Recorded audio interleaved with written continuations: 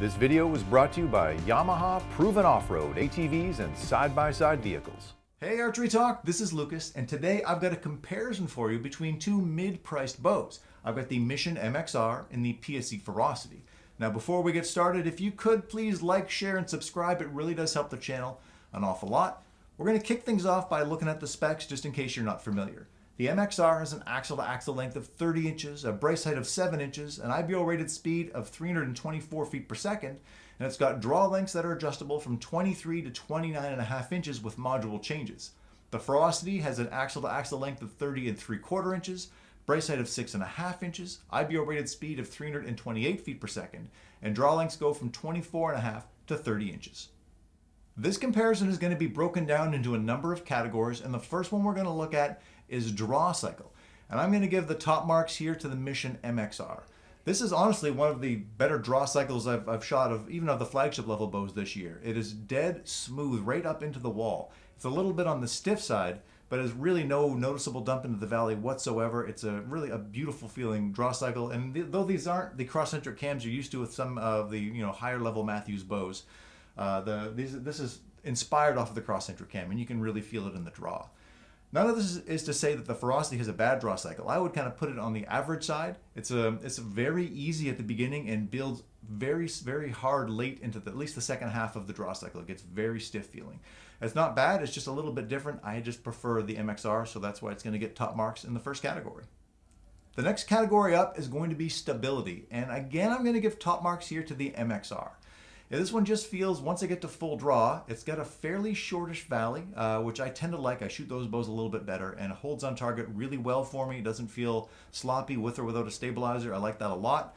The Ferocity, again, holds just fine on target for me. It does a lot better with a stabilizer, though, than without. When it doesn't have a stabilizer on there, it's a fairly light bow, I think in around 4 pounds or a little bit less. And it just wanders a little bit for me on target. But once I threw on the titanium archery product stabilizer, everything settled down almost right away, and it turned it into a bow I very much like shooting at full draw. But still, I'm going to give the edge to the MXR. Our next category is going to be tuning, and I'm going to give the big advantage here to the Ferocity. This was honestly one of the easiest bows I've had to tune all year. I put this on, I set up the rest and the D-loop, try to get my arrow nice and level and square, and once I threw it through paper, I got bullet holes right away. This thing was dead nuts easy to tune through paper and with broadheads hitting with field points out to 40 yards or so, which is about where I kind of maxed out my tuning. And I couldn't be happier with how it turned out. The MXR, though it wasn't a bad bow to tune, it just wasn't quite the piece of cake that the Ferocity was. The MXR gave me a little bit of a horizontal tear I was struggling with, tail left, but it ultimately worked out fine. Just not quite as simple as to set up as the Ferocity was. Another key category for me is grip. Grip is hugely important for bows for me, and honestly, I like both of the grips on these bows.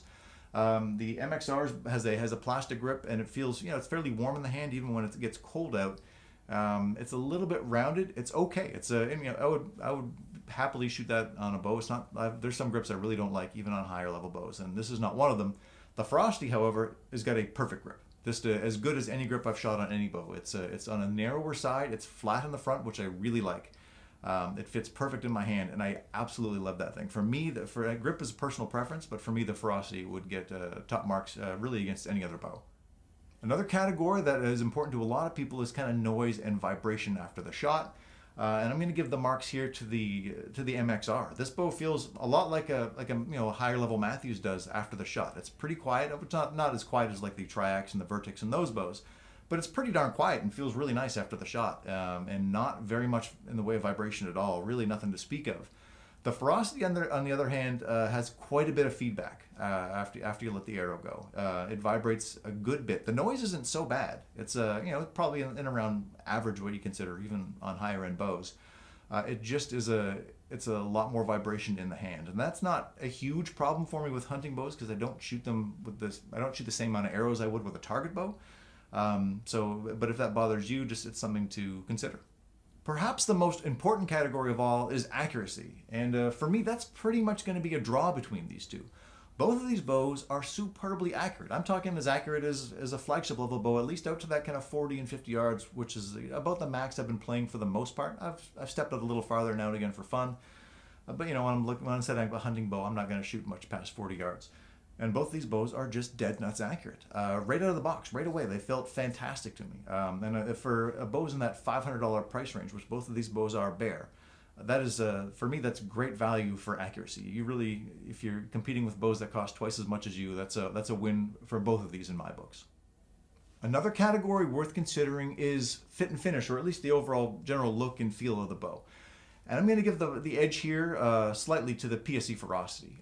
For me, if you're taking a quick glance at the Ferocity on a bow rack with a bunch of, you know, $1,000 bows, it's not going to look out of place. The only real giveaway is that the limb pocket is kind of like a composite plastic material instead of metal.